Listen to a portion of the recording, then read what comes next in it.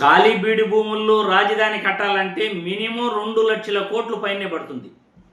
ఎక్కడి నుండి తెస్తారు 2 లక్షల కోట్లు? ఎక్కడి నుండి తెస్తారు 2 లక్షల కోట్లు? ప్రస్తుతం అమరావతి రాజధాని కట్టేందుకే లక్షల కోట్లు అప్పులు చేస్తున్నారు. మరి 2 లక్షల కోట్లు అప్పులు తెచ్చి రాజధాని నిర్మించాలంటే ఎన్ని సంవత్సరాలు పడుతుంది? ఎప్పటికి పూర్తవుతుంది? ఖాళీ బీడు భూముల్లో రాజధాని కట్టాలి అంటే అది సాధ్యమయ్యే పనేనా? ఇప్పుడు జగన్మోహన్ రెడ్డి ప్లాన్ బి అనే ఆప్షన్ మావిగాన్ అనే పేరుతో మచిలీపట్నం నుండి విజయవాడ నుండి గుంటూరు వరకు, ఈ మచిలీపట్నం నుండి విజయవాడ గుంటూరు మీదుగా నేషనల్ హైవే కూడా ఉంది. దాదాపు 110 కిలోమీటర్లు ఈ నేషనల్ హైవే వస్తుంది. దానికి అటువైపు ఇటువైపు రాజధానిని గాన ప్రకటించినట్లయితే తీర ప్రాంతం కాబట్టి, పోర్టులు ఉన్నాయి కాబట్టి రాజధానికి తక్కువ ఖర్చుతో, ఇప్పుడు అమరావతికి పెట్టే ఖర్చు కన్నా 10% పెడితేనే గొప్ప రాజధాని మనకు తయారవుతుంది అని జగన్మోహన్ రెడ్డి ప్లాన్ 2 ఆప్షన్ ఇచ్చాడు. జగన్మోహన్ రెడ్డి ఏం చెప్తున్నాడో ఒక్కసారి చూసిన తర్వాత మళ్ళీ దీనిపై మనం విశ్లేషించుకుందాం. Machilipatnam to Vijayawada 70 kilometre, Vijayawada to Guntur మరో 40 కిలోమీటర్. మచిలీపట్నంలో మేము కడతా ఉన్న పోర్టు, మా హయాంలో పోర్టుకు శ్రీకారం చుట్టాం, పనులు మొదలు పెట్టాం, పర్మిషన్లు తెచ్చాం, ల్యాండ్ ఇచ్చాం, ల్యాండ్ కొనుగోలు చేసినాం, ఫైనాన్షియల్ క్లోజర్ కంప్లీట్ చేసినాం, ఎవరితో ప్రమేయం లేకుండా దానికి డబ్బులు వచ్చేట్టుగా ఏర్పాటు చేసాం. ఈరోజు చెన్నై అనేది పోర్ట్ సిటీ, బాంబే అనేది ఈ రోజు పోర్ట్ సిటీ. ప్లాన్ బి కింద మేము చెప్పినాం మచిలీపట్నం టు విజయవాడ 70 కిలోమీటర్లు, విజయవాడ టు గుంటూరు మరో 40 కిలోమీటర్లు. మొత్తం ఈ 110 కిలోమీటర్లు నేషనల్ హైవే రోడ్డు ఉంది. ఈ నేషనల్ హైవేకు కాస్త అటు ఇటుగా ఈ మొత్తం క్యాపిటల్ ఏరియా కింద డిక్లేర్ చేయండి. మచిలీపట్నం నుంచి ఎంఏ తీసుకోండి, విజయవాడ నుంచి విఐ తీసుకోండి, గుంటూరు నుంచి జియుఎన్ తీసుకోండి. మాది గన్ అని పేరు పెట్టండి. మచిలీపట్నం, విజయవాడ, గుంటూరు, మా వి గన్.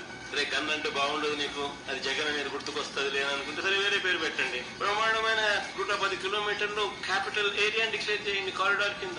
కనీసం ప్లాన్ బి అన్న కనీసం పిక్చర్ మీకు వస్తే అట్లీస్ట్ నువ్వు పెట్టే 2 లక్షల కోట్ల రూపాయలు ఈ రాజధాని ప్రాంతంలో అయ్యేది కాదు, సచ్చేది కాదు. ఆ 2 లక్షల కోట్లలో 10% పెడితే చాలు. ఈ మచిలీపట్నంకు, ఈ విజయవాడకు, ఈ గుంటూరు మధ్య కనెక్టివిటీ కోసం, రింగ్ రోడ్లు, ఇతరాత్ర పనుల కోసం, ఇతర మౌలిక సదుపాయాలు, చిన్న మౌలిక సదుపాయాల కోసం 10% పెడితే చాలు.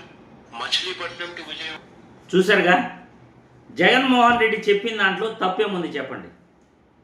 నువ్వు 2 లక్షల కోట్ల పైనే ఖాళీ బీడు భూముల్లో రాజధాని కడతాను అని అబద్ధాలు చెప్పగలేంది. తక్కువపాటి పెట్టుబడులతో మచిలీపట్నం నుండి విజయవాడ, గుంటూరు మీదుగా ఎందుకు రాజధానిని ప్రకటించకూడదు? పోర్టులున్నాయి, అక్కడ పోర్టులున్నాయి కాబట్టి ఆదాయ వనరులు వస్తాయి.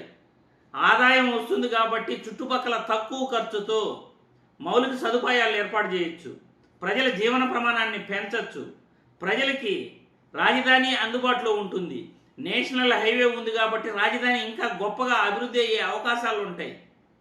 ఇలా ఆలోచన చేయాలి. కానీ ఒక నాయకుడు అంటే రియల్ ఎస్టేట్ వ్యాపారం చేసుకునేందుకు ఖాళీ బీడు భూముల్లో రాజధాని కడతాను అని చెప్పి ప్రజల్ని మోసం చేయటం ఎంతవరకు సమంజసం? ఆలోచించండి. అమరావతి రాజధాని అనేది ఖాళీ బీడు భూముల్లో 2 లక్షల కోట్లు పెట్టుబడులు పెట్టే కన్నా మావిగాన్ అంటే మచిలీపట్నం, విజయవాడ, గుంటూరు నేషనల్ హైవే ఉంది, పోర్టులు ఉన్నాయి. ఒక చెన్నై పోర్ట్ ఉంది కాబట్టి అంత గొప్పగా అభివృద్ధి అయ్యింది. ఒక ముంబై పోర్ట్ ఉంది కాబట్టి ఆ విధంగా మహారాష్ట్ర డెవలప్ అయ్యింది. అలాగా ముంబాయి, చెన్నై కన్నా ఇంకా అద్భుతంగా ఆంధ్రప్రదేశ్ను కూడా ఎందుకు అభివృద్ధి చేసుకోకూడదు? జగన్ చెప్పిన ఆలోచనలో ఏం తప్పుంది? ఖాళీ బీడు భూముల్లో రియల్ ఎస్టేట్ వ్యాపారం చేస్తాము అనే దానికన్నా జగన్మోహన్ రెడ్డి చెప్పిన మావిగాన్ మోడల్ ఏపీ రాజధానికి చాలా బాగుంటుంది కదా. ఆలోచన ఉన్న నాయకుడు, ప్రజలకు సేవ చేయాలన్న నాయకుడు ప్రజల గురించి ఆలోచిస్తాడు.